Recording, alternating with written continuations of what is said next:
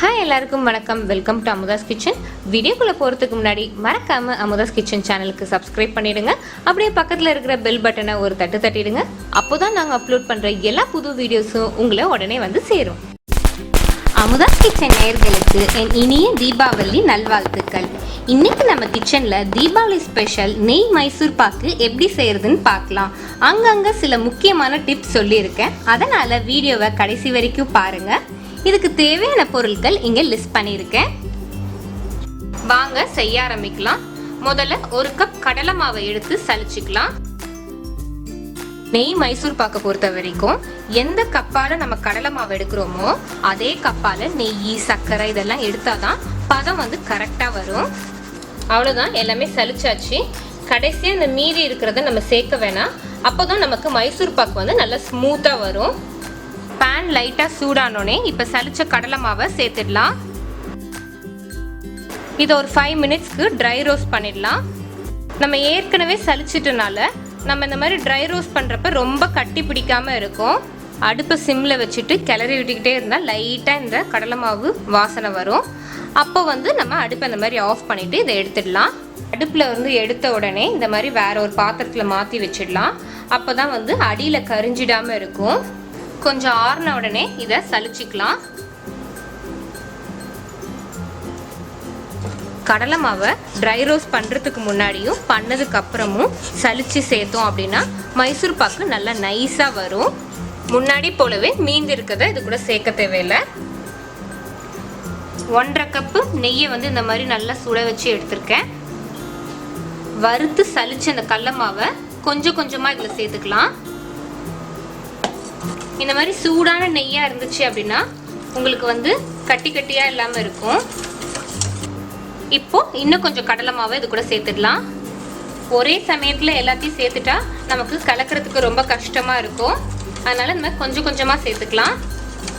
மீதி கடலை மாவையும் இப்போ இது கூட சேர்த்துடலாம். இதையும் அதே மாதிரி நல்லா கலக்கி விட்டுடலாம். அடுத்தது தாங்க முக்கியமான ஸ்டெப்பு, மைசூர் பாக்கு தயார் பண்ணுறது. அதுக்கு முன்னாடி இந்த கிளாஸ் பாத்திரத்தில் நெய் தடவி வச்சுக்கலாம். ஏன்னா கடைசியில் டைம் இருக்காது. கிளாஸ் பாத்திரத்துக்கு பதிலாக தட்டு கூட பயன்படுத்திக்கலாம். அடியில் இந்த மாதிரி ஒரு பட்டர் பேப்பர் போட்டுட்டோன்னா நமக்கு ஒட்டாமல் அழகாக வந்துடும். சர்க்கரை பாக்கு செய்ய ஆரம்பிச்சிடலாம். அதுக்கு 1.5 கப் சர்க்கரை எடுத்திருக்கேன். 1/2 கப் தண்ணி, நல்ல கம்பி பதம் வர வரைக்கும் இதை காய்ச்சிக்கலாம். அடுப்பை மீடியம்ல வச்சு கிளறி விட்டுக்கிட்டே இருங்க. கரெக்டா ஒரு கம்பி பதம் நமக்கு வேணும். அதை மிஸ் பண்ணிட்டோம் அப்படின்னா நமக்கு மைசூர் பாக்கு சரியான பாகத்துல வராது. இதோ ஒரு கம்பி பதம் வந்துடுச்சு. ஒரு கம்பி பதம் வந்ததுக்கு அப்புறமா நெய்யில நம்ம கரைச்சி வச்சிருக்கிற இந்த கடலை மாவை கொஞ்சம் கொஞ்சமா சேர்த்து அப்படியே கிளறி விட்டுக்கிட்டே இருக்கணும். கை விடாம கிளறி விட்டுக்கிட்டே இருக்கணும். சர்க்கரை பாகு கூட சேர்ந்து நல்லா அப்படியே அந்த கடலை மாவு வெந்து நிறம் மாறிக்கிட்டே இருக்கு பாருங்க. நல்லா ஓரளவுக்கு இந்த மாதிரி கடலை மாவு வெந்து வந்திருக்கப்ப ஒரு 1/2 கப் நெய் சேர்த்துக்கலாம். இதையும் நல்லா மிக்ஸ் பண்ணி விட்டுறலாம். நம்ம ஏற்கனவே 1/2 கப் நெய் ஊற்றினோம் பாருங்க, எல்லாமே நல்லா உறிஞ்சிடுச்சு. இந்த மாதிரி உறிஞ்சதுக்கு அப்புறம் திருப்பியும் ஒரு 1/2 கப் நெய். முதல்ல ஊத்துனதுக்கும் ரெண்டாவது வாட்டி நெய் ஊத்துனதுக்கும் நல்ல டிஃப்ரென்ஸ் தெரியுது பாருங்க. இதுக்கப்புறம் நெய் வந்து பிடிக்காது, அப்படியே ஓரத்துல தங்கிடும். மைசூர் பாக்கு சரியான பதத்துல இருக்கணும்னா 2 விஷயத்த நம்ம கவனிக்கணும். 1, சர்க்கரை பாகு ஒரு கம்பி பதத்துல இருக்கணும். 2வது மைசூர் பாக்க கிளறி கடைசியா அடுப்புல இருந்து இறக்குற பதம். மாவு ஓரளவுக்கு திரண்டு உருண்டு வரும்போதே அடுப்புல இருந்து இறக்கி ஊத்திடுறேன். இந்த பதத்துல எடுத்தாதான் மைசூர் பாக்கு ரொம்ப சாஃப்டா இருக்கும்.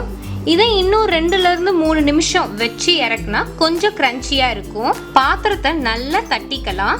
ஏர் பபிள்ஸ் ஃபார்ம் ஆகாது. அதே சமயம் எல்லாமே சமமா செட்டில் ஆகும்.